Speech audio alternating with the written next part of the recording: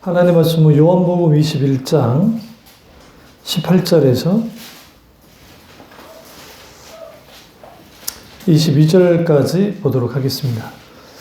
요한복음 21장 18절에서 22절까지 보겠습니다.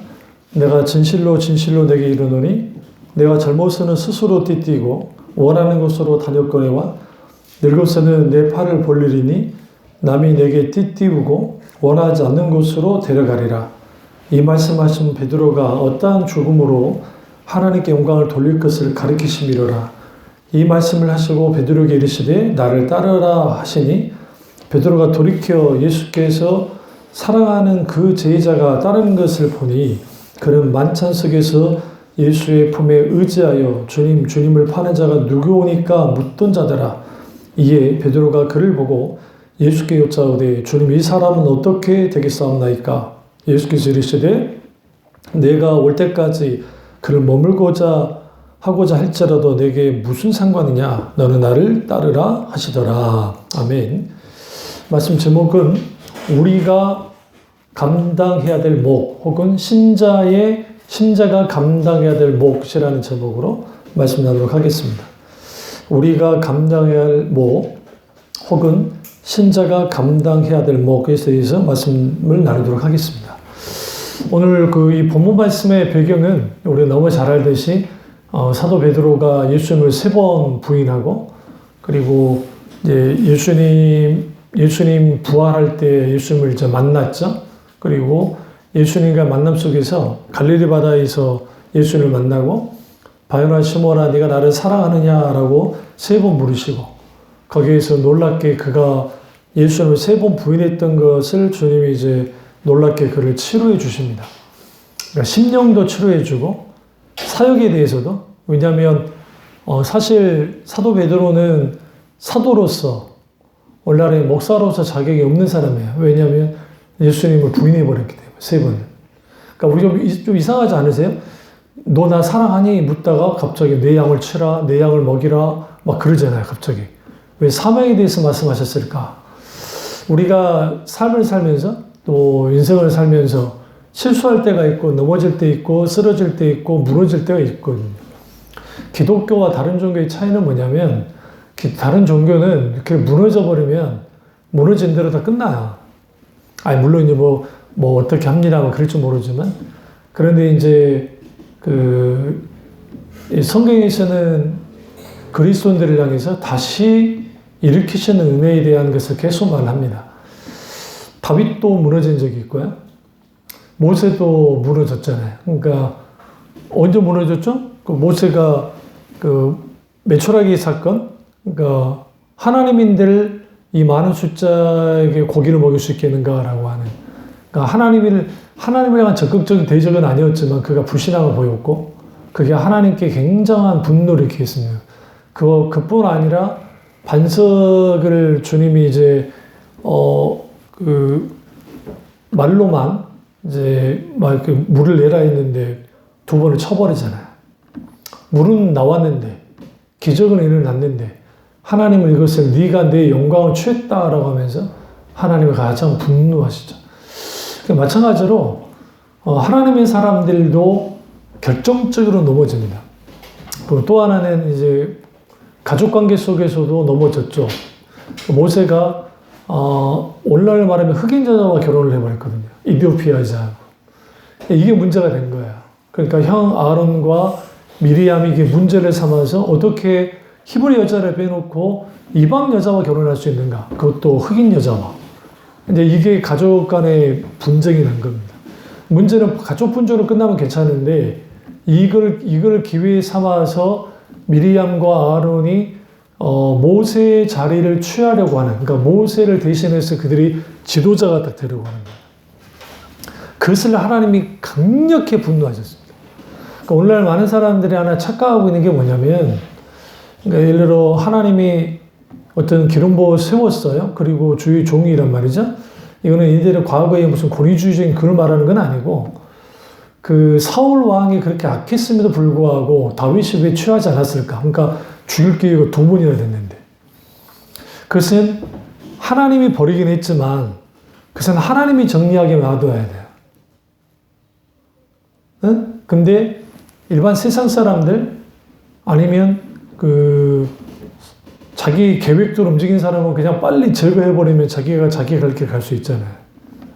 그러니까 우리가 윤리도덕적으로 봤을 때 이게 옳은 것 같아. 그런데 하나님이 뭘 굉장히 하나님이 싫어하시냐면 하나님 그분의 주권적인 권위, 그러니까 그 주권적인 권위에 도전에 나오는 거예요. 그래서 그 돈이, 그러니까 이드로가 아니라 아론과 미리암이 모세를 대적한 것은 사실은 그들은 모세를 대적한 거고 동생이니까 있지만 하나님을 대적한 게 되어버렸어요. 이게 주의종을 대적하면 안 된다는 근소격 아니에요. 그걸 오해하시면 안 되고 그게 아니라 하나님이. 근데 사실은 모세가 잘못한 건 사실이에요. 어떤 면에서는 좀 생각하고 있어야 되는데 아마도 그 흑인 여자가 아주 그 모세를 잘 섬겼던 것 같아요. 그러니까 그렇기 때문에 이제 그랬던 것 같고요. 그리고 다윗은 뭐 말할 것도 없고 다윗도 결정적인 실수들을 많이 하죠. 그러면서 우리는 여기서 뭘 봐야 되냐면 그럼에도 불구하고 하나님의 사람들의 감당의 목, 그러니까 베드로가 결정적인 예수님을 세 번 부인했다. 이거는 뭐냐면 유대 종교에서는 다시 회상이 불가능해요. 유대교에서는 끝나요. 끝난다고요. 그런데 기독교는 부활의 신앙을 갖고 있잖아요. 아나스타시스. 그러니까 주님이 또 다른 차원의 기회를 주신 거죠. 그게 오늘 본문의 말씀이에요. 같이 이제 아침밥을 먹고 바요나 시마는 내가 날 사랑하니 하면서 이제 세 번 하고 너 내 양을 먹여라. 내 양을 쳐야 돼. 너는 이제 앞으로 사도직을 잘 감당해야 돼. 라고 난 다음에 이제 감당해야 될 자의 몫에 대해서 이제 주님이 말씀하시는 거예요. 그러니까 이제 이게 이제 문제가 된 거예요. 18절에 네가 젊었을 땐 스스로 띠를 떼었어. 그런데 네가 나이가 들었을 때에는 내 팔을 벌리리니 남이 내게 띠를 띄울 거야. 이게 무슨 말이야? 자기가 원하는 대로 움직여지는 게 아니라 남에 의해서 이렇게 이끌어질 것이다. 그게 네가 감당해야 될 몫이다. 라고 이제 베드로에게 말씀하시는 거예요. 이 부분에 대해서 베드로는 알지 못했어요. 이게 뭔 말인지. 그런데 이제 19절에 이 말씀은 사도 요한이 해석을 붙여놓은 거예요. 무슨 말인지 아시죠? 그러니까 왜냐하면 요한복음이 쓰여질 때가 요한복음이 쓰여서 많은 사람들이 이제 연대를 딱 들여다볼 때 사도 베드로와 사도 바울이 순교당할 쯤이에요. 그러니까 그쯤에. 왜냐하면 네로에 의해서 순교를 당하는데 그때가 AD 50, 한 3, 4년 정도 될 거라. 그러면 그때니까 요한복음이 그 비슷한 시기에 쓰여지거든요. 그러면 이거는 베드로가 이미 순교 당했을 이후에 쓰여졌다고 볼 수 있어요. 요한복음이. 그러니까 그래서 어떤 죽음으로 영광을 하나님께 돌릴지에 대한 그 가르친 거다라고 하면서 이제 이 사도 요한이 이 부분을 분명하게 말하는 겁니다. 그러면서 예수님 이렇게 말하죠. 베드로 시대 나를 따르라. 이게 굉장히 중요해요. 나를 따르라. 성경에서 따른다라는 것은 우리가 follow me, 따라오세요. 나 따라오세요 하잖아요. 근데 이제 이 따른다라는 그 의미는 제자가 된다는 의미이고, 그래서 우리가 어떤 사람이 따를 수 있냐? 제자 된 자가 따를 수 있어요. 그런 제자였고 베드로는 또 사도이기도 했습니다. 근데 문제는 뭐냐면 감당할 몫이에요. 그러니까 우리가 부모가 되어져서, 그러니까 결혼하기 전에 부모가 되기 전까지는 그 부모의 몫이 어떤 건지 잘 몰라요. 저희도 그랬고 젊었을 때.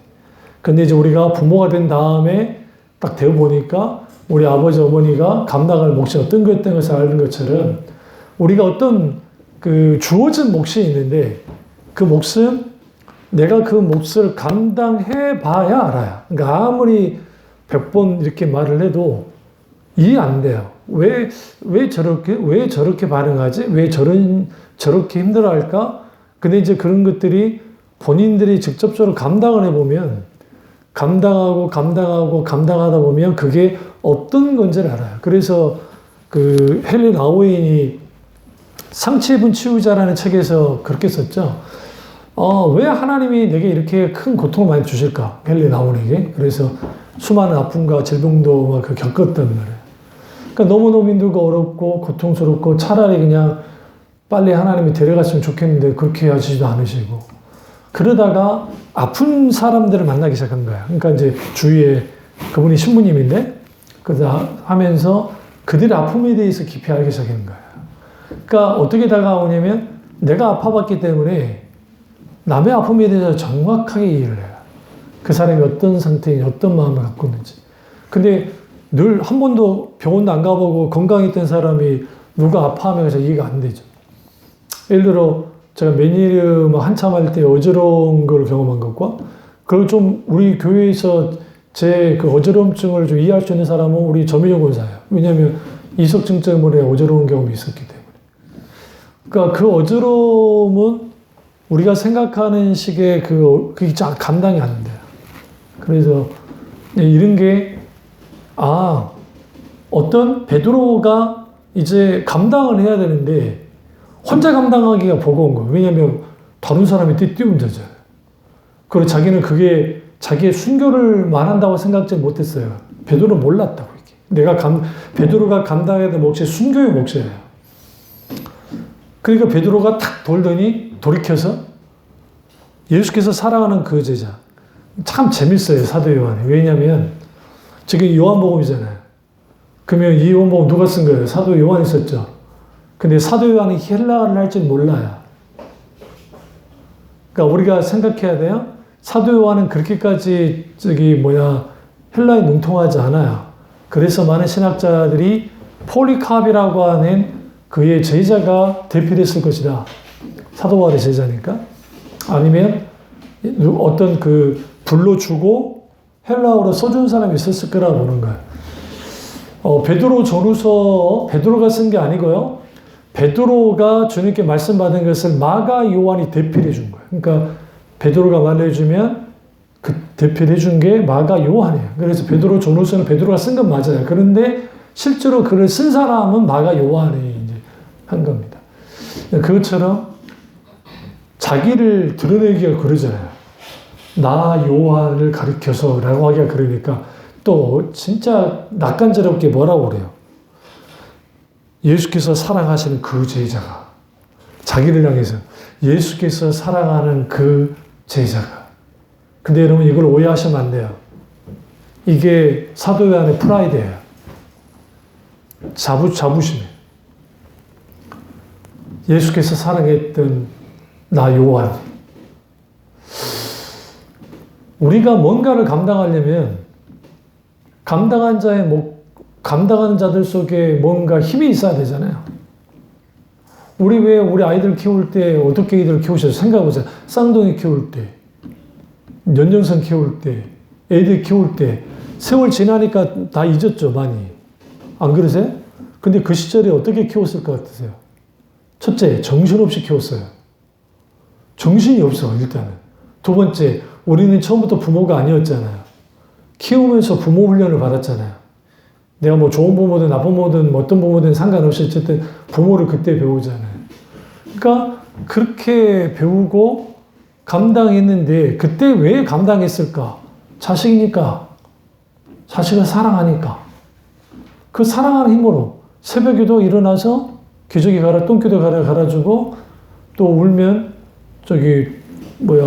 우유도 먹이고 막 한단 말이죠. 왜? 그냥 사랑이었기 때문에. 마찬가지입니다. 우리가 감당해야 될 몫이 뭘까? 하나님 앞에. 내가 하나님을 사랑해. 근데 사랑하는데 이걸 내가 구체적으로 어떻게 감당하냐는 거예요. 우리가 신앙사람에서 가장 힘들 때가 뭐냐면 우리의 기도대로 우리가 원하는 대로 뭔가 변화가 일어나고 뭔가 좀 좋아지고 뭔가 그런 일들이 일어나면 참 좋을 것 같은데 그러지 않고 답답 상태에 그대로. 근데 여러분 인생이 대부분이 다 비슷비슷해요. 어저께 한강에서 불꽃놀이를 했거든요. 우리 사모 데리고 옥상 올라갔어요. 안타까운 것은 장승백에 있는 자이 아파트가 우리의 시선을 가로막아서 우리 정말 잘 보였거든요. 교회 옥상에서도 너무 잘 보였어요. 그래서 이제 우리 애들 어릴 때 화면 올라가면 거기서 막 악재로다 누가 뭐라 안 하니까 우리만 악질이는 게 아니요. 저쪽도 악질이고 저기도 악질이는 게 상관없었어, 그때는. 그래도 위에 올라오는 것은 그것도 보이더라고요. 탁탁탁탁 터졌는데. 뭐 100만 명이 거의 뭐 모였다고 하는데 사람들이 그런 데 가서 딱 여러 사연이 있을 것 같아요. 어떤 사람은 그 사람의 마지막 생애의 불꽃일 수도 있어요. 응? 시한부에서. 거기에 그런 사람이 없을까요? 있을 수 있죠. 또 하나는 오늘 이제 연애하는데 불이 붙었어. 이제 애들은 100만 명이 중요하지 않아. 너와 내가 중요해.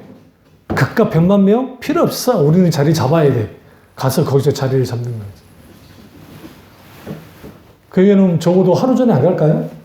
하루 전에 아니더라도 아침 일찍 새벽이라도 가서 자리 잡으려 하지 않을까요?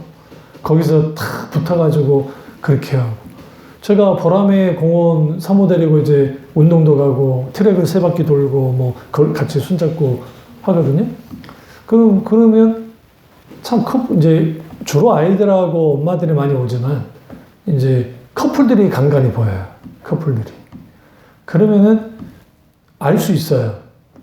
불 붙은 지 얼마 안 된 커플, 불이 조금 이제 좀 식은 커플. 그 어떻게 할 수 있냐? 아예 안 떨어져. 그리고 의자 같은 걸 갖다가 남자애가 이렇게 세팅을 해가지고 잘해가지고 막 애지중지 해주는 거야. 막 그걸 보면 제가 픽 웃었어요. 그러니까 그 왜 그러느냐? 사랑하니까 그 정도로 내가 몫을 하겠다는, 감당하겠다는 거죠. 아니, 물론 그건 이제 연애 때만 그러고 끝나니까 문제지만, 근데 이제 그렇게 한다는 거죠.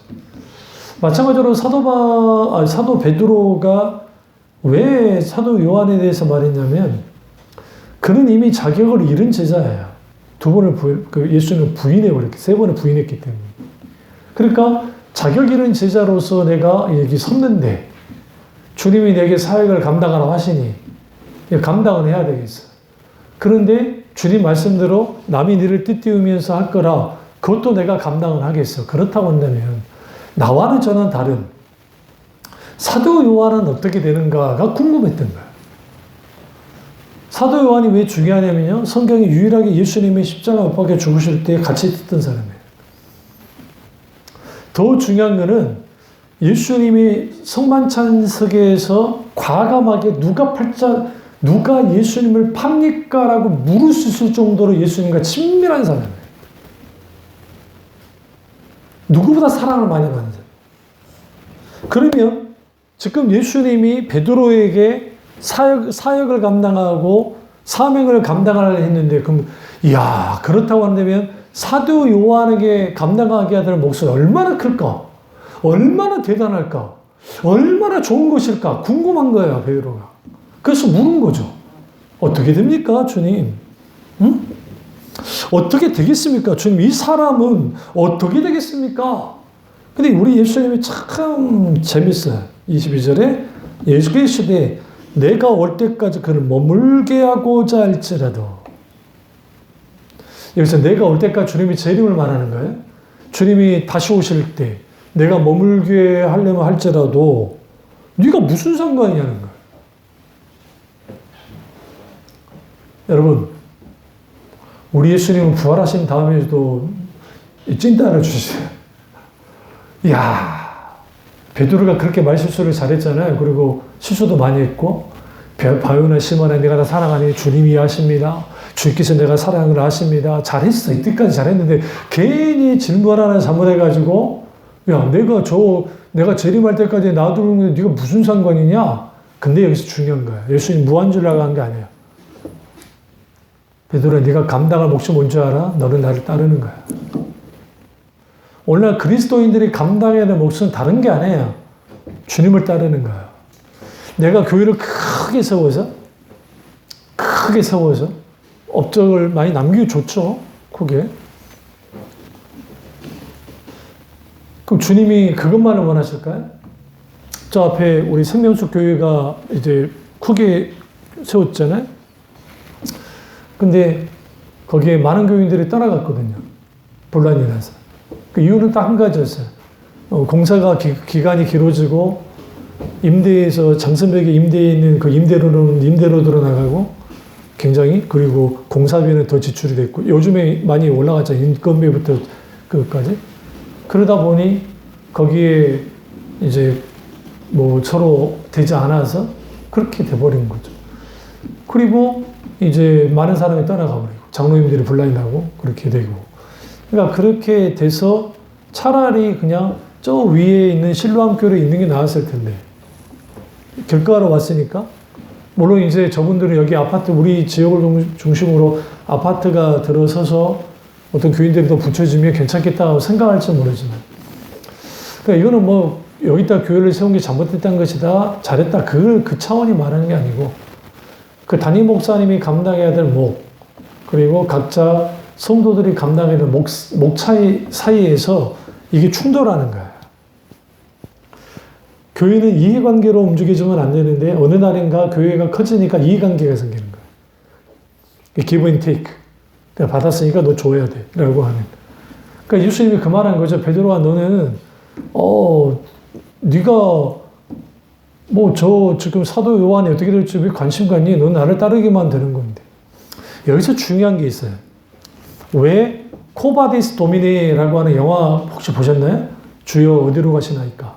그 베드로와 관련된 이제 그 영화예요. 이제 이 코바디스 도미네라는 것은 라틴어인데 왜 그런 전승이 생겼을까? 베드로 전승이. 그러니까 우리가 생각할 때 사도 바울이 더 멋진 사람이거든요. 솔직히 말씀드리면 베드로보다도 사도 바울이 훨씬 멋진 사람이에요. 왜냐하면 너무 다이나믹해요, 인생이. 그러니까 그의 출신 배경, 그의 모든 것들. 딱 하나 흠이 있다면 머리가 벗겨졌다는 거. 대머리였다는 거. 키가 작았다는 거. 왜소했다는 거. 그거 외에는 사도 바울은 꿀릴 게 하나도 없어요. 로마 시민이었죠. 바리새인이었죠. 베냐민 지파 사람이었죠. 그리고 가말리아 문화생이었죠. 그리고 길리기아 다소에서 출신인 뿐만 아니라 그가 자주장사 누디아와 함께 동업을 할 정도로. 그러면 자주장사라는 게 뭐냐면 자주생 옷감을 염색을 해서 파는 일을 같이 했다는 거예요. 우리 이렇게 생각합니다. 바울이 그런 이제 자비랑을 하려고 일부러 한 거예요. 그런 일이 있으니까 너무 그냥 고생했겠다. 아니에요. 자주색 옷은 누구만 입을 수 있느냐? 황제와 귀족만 입을 수 있어요. 왕족들만 입을 수 있어요. 오늘날 말하면 하이테크 그 직물 산업에 종사한 거예요.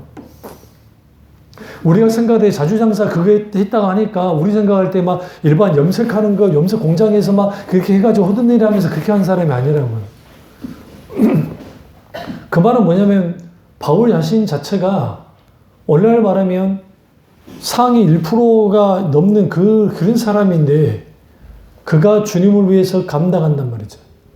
어떤 감당? 똑같아요. 나를 따르라. 예수님이 나를 따르라. 똑같아. 사도 바울도 예수님을 따라야만 했어요. 오늘 그리스도인들이 감당하는 우리가 감당하는 것은 그리스도를 따르는 겁니다. 연세중앙교회에서 찬양 가운데 우리가 하나님을 따른다는 것이 너무 힘들고 막 그거 있잖아요. 그럼 사람들은 말하지. 사람들은 내게 말하지 하면서 막 미련하고 막 한다고. 그러나 이름 없이 빛도 없이 뭐예요? 어떤 조건도 없이 기꺼이 주님을 위해서 내가 뭐 하겠어? 내 생명이라도 내가 드리겠다. 오늘날 그런 신앙이 왜 죽어버렸냐면 그럴 수밖에 없어요. 감당한 자의 몫은 그러니까 그리스도인으로서의 감당한 자의 몫이라는 것은 결국은 생명을 거는 몫이에요. 그래서 베드로에게 뭘 요구했냐면 난 너 생명을 요구할 거야. 잔인하잖아요. 어떤 신이 난 너 생명을 원해. 다시 돌아가자. 코바데스 도미니. 이 스토리 아세요? 이게 원래 소설이에요. 이 소설 영화 만든 거예요. 베드로가 이제 복음을 전하 로마에서 목회를 이제 복음 전도를 하고 있었다고요. 이때 똑같은 시기에 사도 바울도 그 비슷한 시기에 같이 있었어요, 로마에. 바울은 있고 싶어서 있던 게 아니라 로마 감옥에 계속 갇혀 있었기 때문에 베드로 왔단 말이에요. 와서 이제 막 복음을 전하고 그리스도인들이 예수를 이제 핍박 속에서 참 믿고 있었어요. 근데 문제는 뭐냐면 네로가 이제 그리스도인 자기를 향한 비난의 화살을 그리스도인들에게 돌리기 위해서 이제 핍박을 하는 거죠.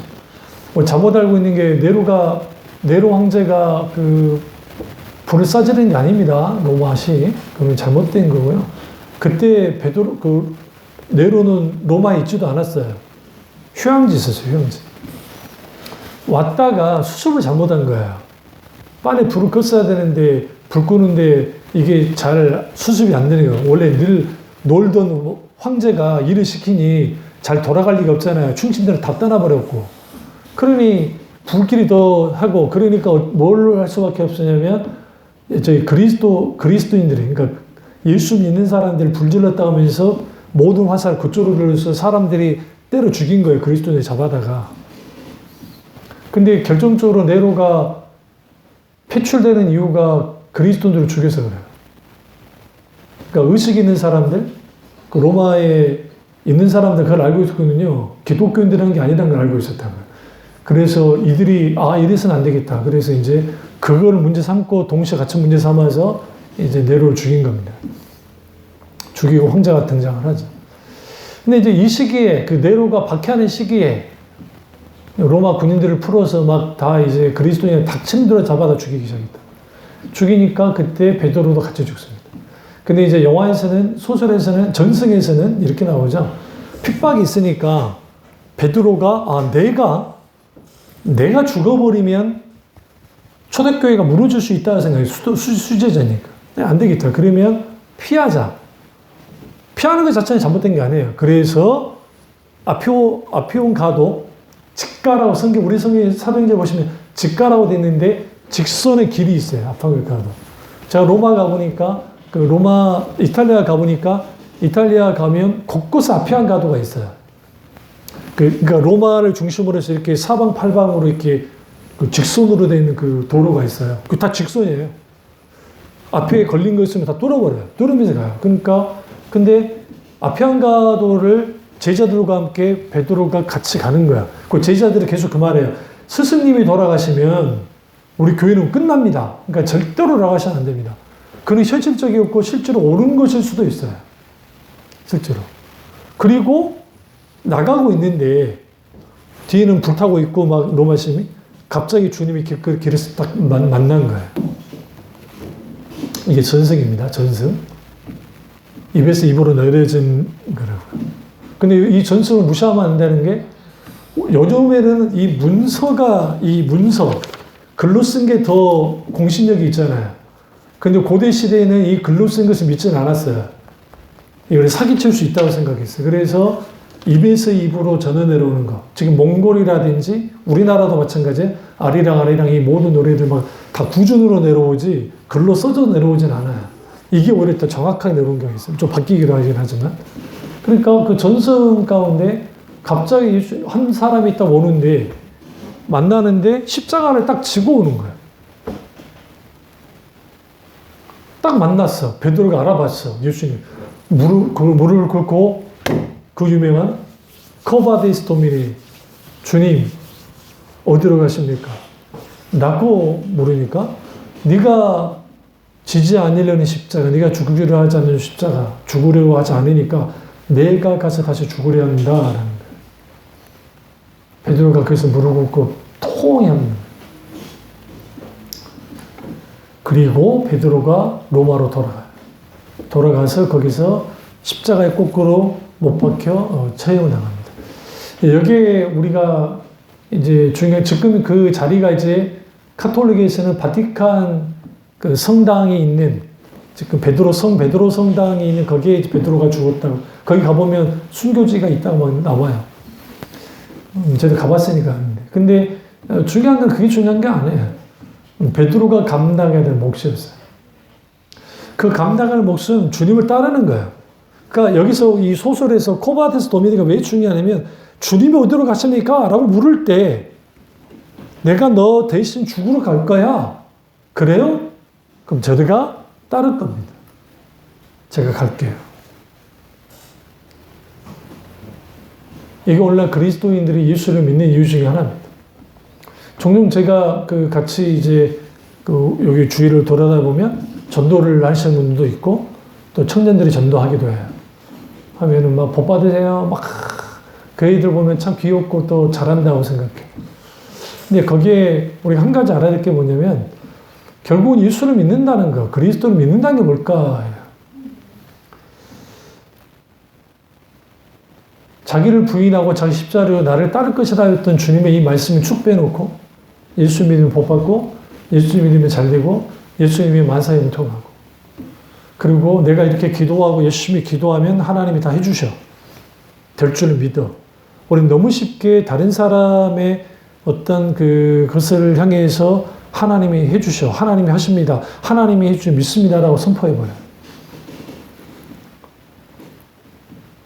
저는 내적 감동이 있지 않은 이상은 절대로 그렇게 하지 않아요.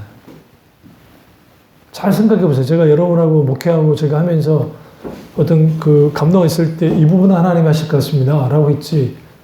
그건 아닌 거예요. 그러니까 우리 사모를 향해서도 저에게 준 거는 양육하라로 끝났지. 그 다음 거는 내게 부어주지 않았어요. 근데 그렇다고 해서 그것을 끝났다고 생각하지 않습니다. 하나님이 한 단계 더 나가게 하실 수도 있죠. 그러나 그것은 분명하게 양육하라고 말씀하셨고 이 선망에 오기 전에 그것은 곧 그게 고민인 거였어요. 내가. 그리고 그걸 감당하는 몫으로서 감당할 때 그러니까 이게 나를 향해서 이게 뭐 했던 게 이게 이제 내가 어디에 빠졌냐면 베드로 증후군에 빠졌던 거예요. 고민이 많아진 거예요. 베드로 너무 고민이 많아요.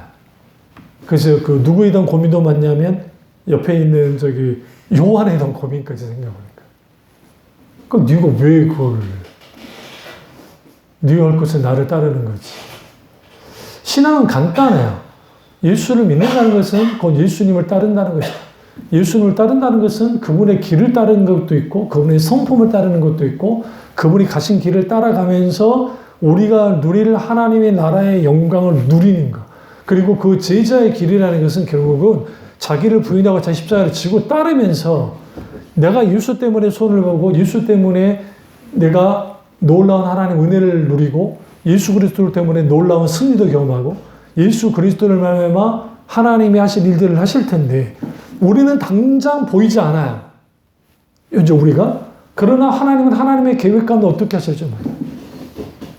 제게 보였던 참비 중앙교회에 대한 것, 또 사모가 꿈꾸고 환상 가운데 비쳤던 것들. 어떤 면은 하나님이 이 부분을 어떤 식으로 이루려고 할지는 몰라요. 그러니까 교회적으로도 그렇고 여러 가지. 그것은 내가 앞설 수 없기 때문에 하나님 앞에 기도하면서 나갈 필요가 있고 우리 지체들도 마찬가지고 우리 교회도 마찬가지고. 근데 여기서 중요한 거는 나를 따르라고 하는 이 주님의 이 말씀이 베드로에게 어떻게 들려졌을까? 어떻게? 이게 사도 베드로가 베드로답게 만들었습니다. 그래서 놀라운 게 있어요. 사도행전에 나타난 베드로를 보시면 사람이 달라져 버려요. 여기까지는 요한복음에 나타난 여기까지는 사도행전 전에 오순절 성령 강림 전에 베드로예요. 근데 오순절 강림 이후에 베드로가 딱 등장을 하는데 어떻게 이렇게 사람이 바뀌어줄 수 있냐는 거예요. 바울은 그럴 수 있어요. 왜냐하면 사도 바울은 아주 칼 같은 사람이에요. 그러니까 의지가 엄청나게 강한 사람이에요. 저나 여러분이 따라올 수 없어요. 왜냐하면 따라갈 수가 없는 게 그 매를 맞은 거 39대의 가만말에 3번 맞고 돌을 맞아가 죽기를 몇 번을 하고 십 며칠을 굶고 막 이 강도를 당하고 막 1년에 이런 것들을 했단 말이에요. 그럼 우리는 여기서 하나님의 사람들이 이렇게 감당했는데 왜 갑자기 그들이 영웅이 됐을까? 좀 궁금하지 않으세요?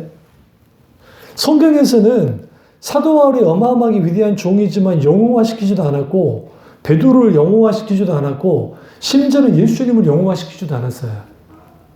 오히려 어떻게 비춰지냐면 성경을 그냥 편견 없이 읽어보면 예수님이 정말 보잘것없이 느껴져요.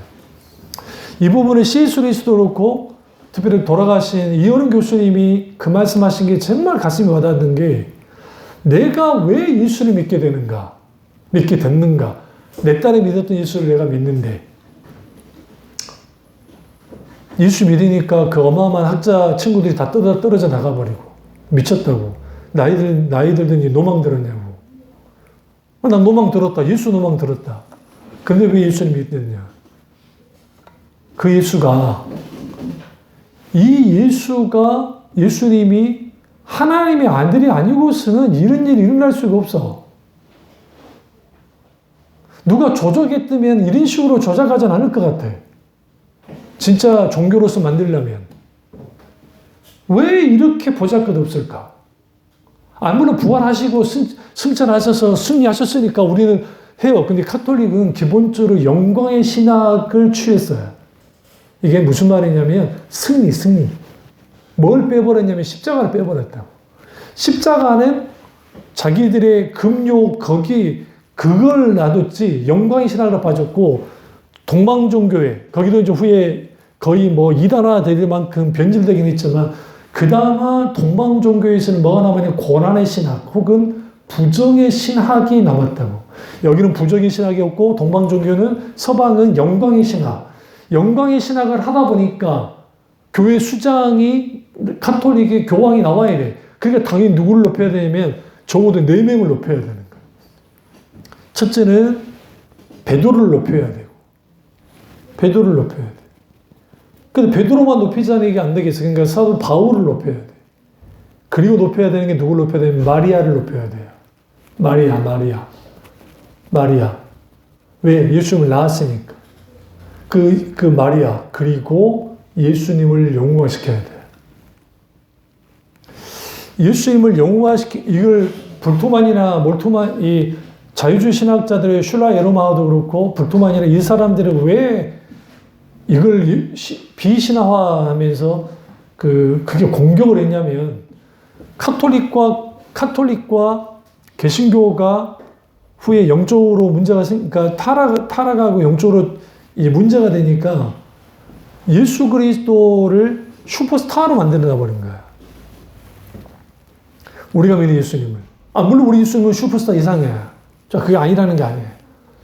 우리가 상상할 수 없으면 그 아름다운 분이시고 그분 없이는 살 수 없고 그분만이 우리의 모든 유일한 이유이고 목적이고 소망인데 왜 우리가 그분을 그렇게 사랑할 수밖에 없는가? 모든 인류를 감당하셨기 때문이에요. 모든 자를 감당했고 그분이 하나님으로서도 감당했지만 온전한 인간으로서도 감당을 했어요. 그리고 그분이 모든 것을 감당했어요. 우주 만물보다 크신 그 주님이. 근데 그분이 스스로를 높이지 않았어요. 제자들을 높였나요? 사도 베드로와 바울이 예수님을 높이지 않았어요. 굉장히 중요합니다. 뭐만 강조했느냐? 오직 예수 그리스도의 십자가의 죽음과 부활이에요. 그래서 예수님이 이 말했죠. 야, 내가 스스로 높아져야 했으면 내가 충분히 그렇게 할 수 있어. 나 그렇게 원치 않아. 나는 스스로 일하자. 나는 아버지가 원하는 뜻감 내가. 그게 성경에서 말하는 그리스도인의 삶이었고 그런 분이야. 그런데 카톨릭은 뭐 했느냐? 영웅화시키기 시작했어요. 그래서 어마어마한 성당을 짓고 다 영웅이 시켜놨어요. 당연히 예수님도 영웅이 돼야 되고 당연히 누구도 마리아도 영웅이 돼야 돼요. 영웅 그 이상의 존재가 돼야 돼요. 그럼 거기에서 숭배의 대상으로서 막 하기는 해. 우리 그러지 말라는 게 아니야.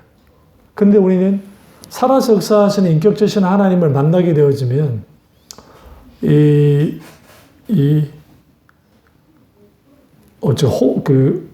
리바이츠 뮤직에서 홀리 크라이스인가? 어쨌든 그 찬양하는데 주는 걸어가면서 막 거룩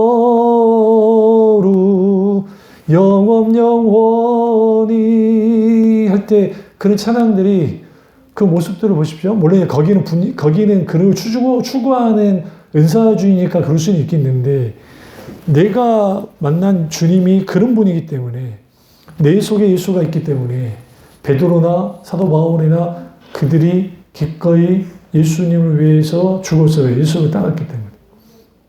말씀을 결론을 맺을게요. 사도들의 마지막, 그리고 초대교회 신자들의 마지막을 들여다보시라고요. 세상 눈으로 봤을 때 다 초라해요. 너무 초라했어요. 바울의 마지막이 얼마나 초라한지 아세요? 디모데 후서를 딱 보시면 갑자기 문체가 달라져요. 첫째, 내가 큰 글자로 쓰노니, 이제 눈이 잘 안 보여가지고 본인 스스로가 쓸 수가 없어요. 그래서 많은 신학자들이 디모데 후서를 마가 요한 아니면 누가가 대표를 해줬을 것이다. 왜? 마가 요한이 왔을 거라 보니까. 그래서 바울의 가장 마지막 서신은 디모데 후서예요. 그걸 쓰고 난 다음에 순교를 당해요. 근데 그 디모데 후서를 쭉 보시면 영적 전투와 관련된 것들, 그리고 어떻게 그리스도 안에서 인내하며 또 기꺼이 선한 싸움을 싸우고 달려갈 길을 달려갈 것에 대해서는 계속 말을 해요. 영적 전쟁을 멈추지 않습니다. 다시 말하면 주님을 따르는 것을 멈추지 않아요. 베드로 전후서에서 보시면 이 베드로 전서는 이제 좀 정말 뭐 그렇고 굉장히 귀하죠. 근데 그 믿음의 인내, 믿음의 실현에 대해서 어떻게 이길 것인가에 대한 것, 베드로 후서는 좀 더 원숙해요. 그러니까 베드로가 순교당하기 이제 이때도 이제 직전인데, 그때 그가 어떻게 주님을 따라갔는지 깊이 그러니까 따라가고 그가 어떻게 그 감당했는지, 감당의 목, 그리고 너무 이 말씀을 이제 진짜 끝내겠습니다. 두 위대한 사도가 너무 쉽게 죽어버렸어요. 초대교회. 그러니까 사도 야고보가 제일 먼저 순교당했을 때 너무 쉽게 순교당했잖아요. AD 46년에. 너무 쉽게 순교를 당해버렸어요. 그럼 이제 초대교회는 끝나야 되잖아요. 끝이 나야 되잖아요. 이제, 이 어마어마한 사도들, 그리고 나머지 사도들, 도마, 그러니까 안드레, 야고보는 순교당했으니까 요한은 살아있으니까 그렇고, 이제 다디오, 시몬, 바돌로메, 마테, 도마, 야고보, 작은 야고보, 마띠아까지 그들이 흩어졌는데 순교하러 그 비슷한 시기에 다 죽었어요. 비슷한 시기에 다 순교당했어요. 도마가 인도까지 가서 인도에서 순교를 당했다는 전설이 있는데 톱을 켜 죽었습니다. 반토막이나 죽었어요. 지금 인도에도 도마 교회가 있어요. 그래서 지금 아주 오래돼요. 인도가 지금 기독교 인구가 있는 이유가 그거예요. 기독교 인구가 3천만 명 정도 됩니다. 달리 계층이긴 하지만, 하층민이긴 하지만, 최하층민이긴 하지만, 그 3천만 명이 있던 이유가 도마 이후에, 물론 좀 변질된 기독교이긴 하지만, 어쨌든 그렇습니다. 이 모든 것들이 왜 가능했을까요? 사도들이 베드로가 자기 주님을 따르는 몫을 감당한 것처럼, 사도들이, 초대교인들이 이 몫을 감당했던 것처럼, 우리도 힘들고 어렵지만 주님을 따르는 그 그리스도인으로서의 목, 그 몫을 저와 여러분 잘 감당하시길 주님으로 축원합니다. 기도하겠습니다. 기도하실 때 오늘 이 말씀이